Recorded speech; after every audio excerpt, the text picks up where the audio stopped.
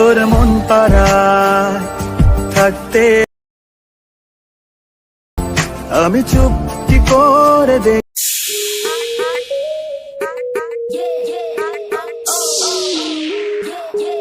Welcome back, আশা করছি আপনারা সকলে ভালো আছেন।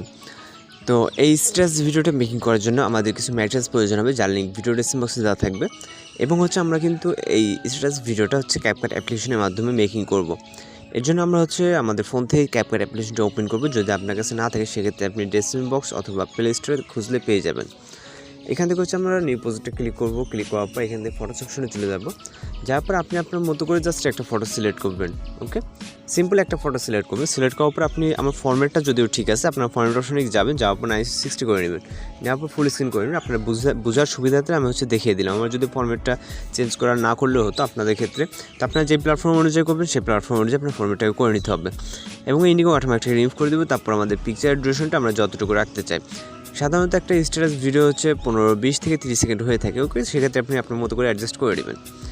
এরপর এখান থেকে আমাদের যেটা করতে হবে, এটার অপাসিটিটা কিছুটা কমিয়ে নিতে হবে। এর জন্য এখান থেকে আমরা ফটোতে ক্লিক করা অবস্থায় একদম লাস্টে চলে যাবেন। যাওয়ার পর দেখবেন অপাসিটি অপশন।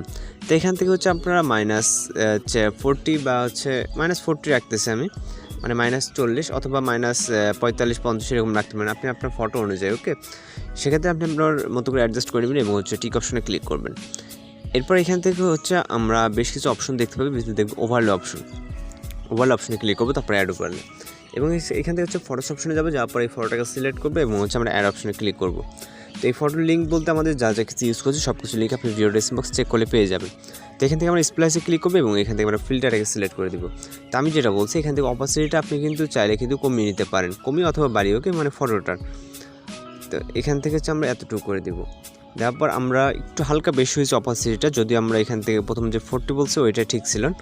তো এখান থেকে আমরা 40-এ রাখতেছি। ওকে, রাখার পর এখান থেকে ঠিক অপশনে ক্লিক করতেছি। তো আপনি দেখা গেলো একটা ফটো দেখা গেলো কোনোটা ডার্কনেস আছে, কোনোটা গ্লোয়িং আছে, সেক্ষেত্রে আপনার মতো করে কিন্তু অ্যাডজাস্টমেন্ট করে নিতে হবে।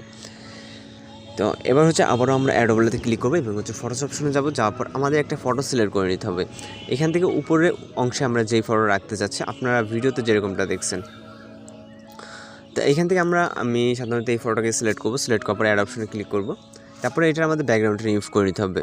আপনি যদি অন্য কোনো সফটওয়্যার দিয়ে করতে চান সেক্ষেত্রে আপনাকে অনলাইন বা আপনার যে কোনো অ্যাপস ব্যবহার করে কিন্তু ব্যাকগ্রাউন্ডটা রিমুভ করতে হবে। কিন্তু CapCut আসার ক্ষেত্রে আপনি এখান থেকে অটোমেটিক্যালি ব্যাকগ্রাউন্ডটা রিমুভ করতে পারেন। এখান থেকে আমরা পিকচারে ক্লিক করবো। ক্লিক করার পর যে অপশনগুলো এখানে স্ক্রল করে দেখবেন যে রিমুভ ব্যাকগ্রাউন্ড। তো আমরা রিমুভ ব্যাকগ্রাউন্ডে ক্লিক করবো। আমাদের ব্যাকগ্রাউন্ডটা কিন্তু অনেক সুন্দরভাবে কিন্তু রিমুভ হয়ে গেছে। এবার আমরা পিকচার লেয়ারটা আমরা এন্ড অবধি রাখবো। ওকে, সব কিছুতে আমাদের এন্ড অবধি রাখতে হবে। আমাদের ব্যাকগ্রাউন্ডটা রিমুভ অলরেডি হয়ে গেছে। এখান থেকে এবার আপনি আপনার মতো যতটুকু রাখতে চান এটা ঠিক ততটুকু রাখবেন।